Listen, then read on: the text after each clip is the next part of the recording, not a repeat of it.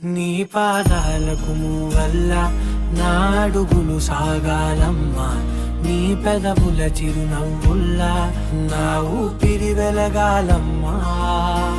నిరంతరం నీ చంటి పాపల్లే ఉండాలి నేనెన్నాళ్ళకి, నిన్ను దిలెంతగా ఎదగాలనుకోనే అమ్మా. అణువణువణు నీ కొలువే అమ్మా, ఎదసడిలో శృతిలయలు నువ్వే అమ్మా.